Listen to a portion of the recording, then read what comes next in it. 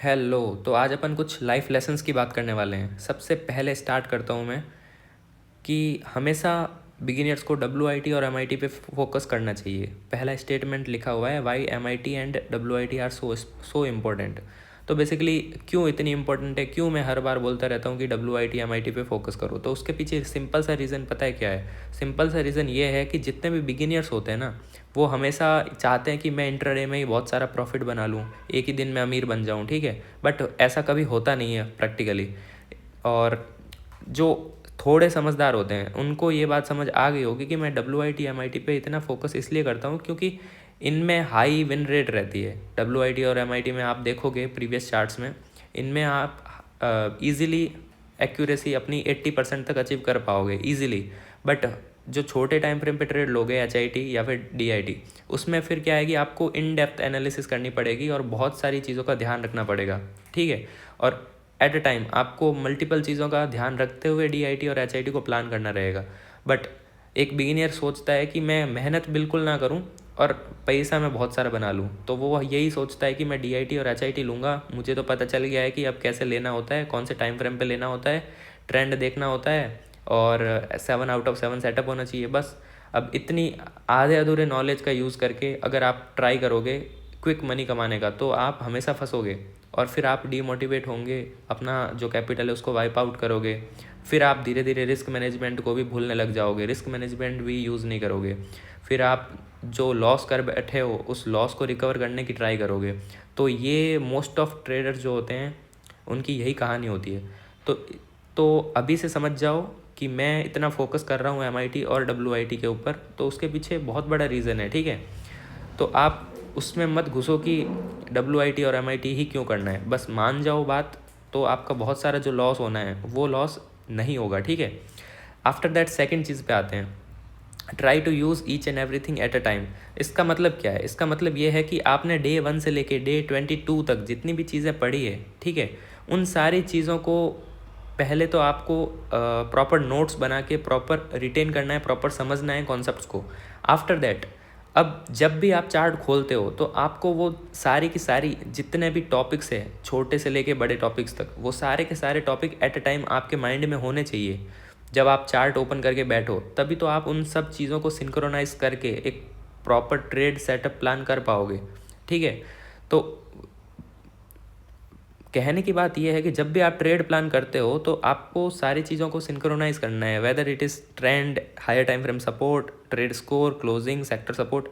मतलब जितनी भी चीज़ें आपके दिमाग में बेसिकली जितनी भी चीज़ें अपन ने पढ़ी है वो सारी की सारी आपके दिमाग में आनी चाहिए, ठीक है।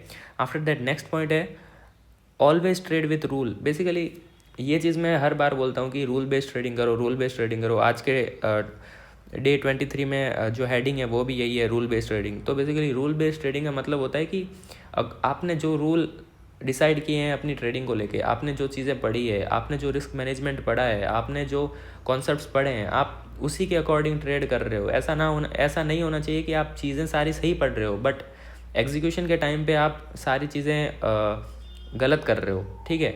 ऐसा बिल्कुल नहीं होना चाहिए कि आप 7/7 या फिर 6/7 सेटअप के अलावा 4/7 या फिर 5/7 सेटअप ट्रेड कर रहे हो, बिल्कुल नहीं होना चाहिए।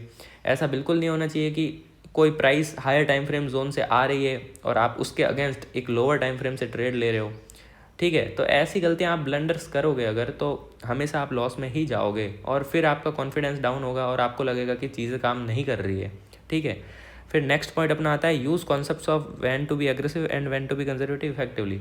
बेसिकली ये जो कॉन्सेप्ट अपन ने पढ़ा था ना लास्ट क्लास में, वो कॉन्सेप्ट लास्ट या फिर सेकंड लास्ट क्लास में पढ़ा था। वो कॉन्सेप्ट जो है ना, वो एक बहुत ही मतलब अच्छा तरीका है अपनी जो ट्रेडिंग जर्नी है उसको स्मूथ बनाने का। अगर आप इसमें घुस के बिल्कुल इसको मास्टर कर लिया ना कि when to be aggressive, when to be conservative, तो आप हमेशा वो ट्रेड लोगे ही नहीं जिसमें आपका एसएल हिट होने वाला होगा। आप वैसे ही पहचान लोगे कि ये ट्रेड में मेरा एसएल हिट होगा और ये ट्रेड में मेरा एसएल हिट नहीं होगा, ठीक है। तो वो मैंने अच्छे से डिस्कस किया है कि आपको कैसे व्हेन टू बी एग्रेसिव और when to be conservative plan करना है, ठीक है। फिर नेक्स्ट अपनी जो लाइफ लर्निंग है वो है, never trade without risk management.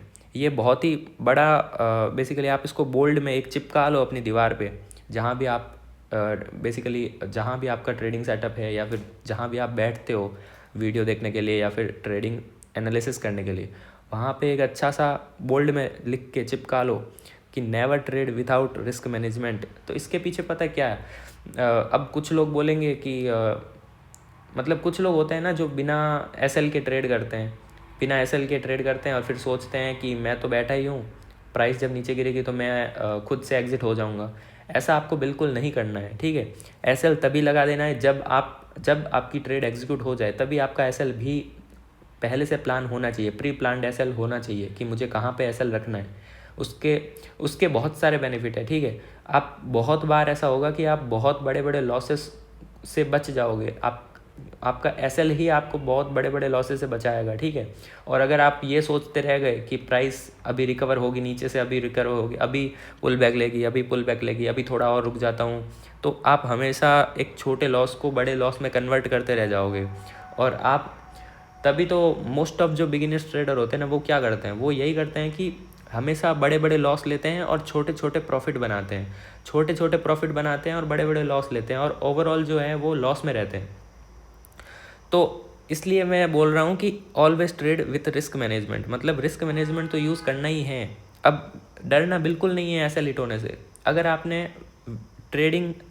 अगर आप ट्रेड कर रहे हो विद द रूल, अगर आप रूल बेस्ड ट्रेडिंग कर रहे हो और आपका एसएल हिट होता है, तो आपको बिल्कुल भी आपके मन में बिल्कुल भी नेगेटिव थॉट्स नहीं आने चाहिए, बिकॉज आप रूल बेस्ड ट्रेडिंग कर रहे हो ना। आपने जो प्लान किया है आप प्लान के अकॉर्डिंग एग्जीक्यूट कर रहे हो। अब उसमें अगर ऐसे हिट होता है तो आपको उससे सीखना है कि ऐसा क्यों हुआ, कैसे हुआ, और आगे मैं इसको कैसे इम्प्रूव कर सकता हूँ, ठीक है। उसके बाद में एक लास्ट पॉइंट है, never jump into the direct lower time frame.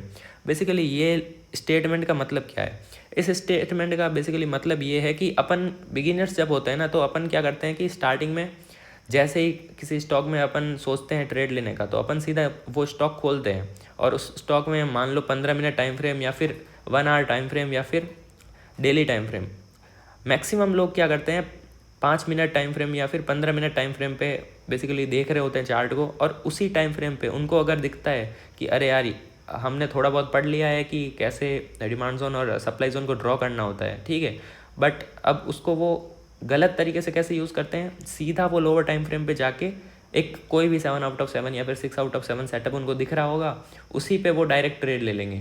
और मोस्ट ऑफ केसेस में जब ऐसे डायरेक्टली आप अगर लोअर टाइम फ्रेम पे ट्रेड लोगे, तो बहुत ज़्यादा चांसेस है कि आपका ऐसे लेट होगा, ठीक है। तो ऐसी गलतियाँ आपको बिल्कुल नहीं करनी है, आपको हमेशा सिस्टमेटिक तरीके से चलना है, जैसा क्लासेस में जैसा बताया गया है, जैसा इस सीरीज़ में बताया गया 100 days series to become a profitable trader इन 2025। तो उसके अकॉर्डिंग ही आपको फॉलो करना है कि आपको प्रॉपर हायर टाइम फ्रेम से लेके लोअर टाइम फ्रेम तक आना है, प्रॉपर 3 टाइम फ्रेम का सेट बनाना है, हर टाइम फ्रेम का अलग अलग रोल है, उसके अकॉर्डिंग हर चीज़ को फिक्स करना है। आफ्टर दैट सबसे लास्ट में एग्जीक्यूशन टाइम फ्रेम पे आना है आपको, और सारी चीज़ों को देखना है। अब सारी चीज़ों को देखने का मतलब पता क्या है, सारी चीज़ों को देखने का मतलब है कि डे 1 से लेके डे 22 तक जितनी चीज़ें मैंने बताई उन सारी चीज़ों को एग्जीक्यूट करना है वहाँ पे। आफ्टर दैट ट्रेड को एग्जीक्यूट करना है, ठीक है। तो ये सारी चीज़ें जब सिंक्रोनाइज होके एक ओवरऑल एक साथ दिखेगी चार्ट पे, और आप अगर एग्जीक्यूट करोगे, आपके माइंड में सारी चीज़ें एक साथ रहेगी, तभी एक प्रोडक्टिव ट्रेडिंग जर्नी स्टार्ट होगी आपकी, ठीक है। दैट्स इट फॉर टुडे, मिलेंगे नेक्स्ट वीडियो में।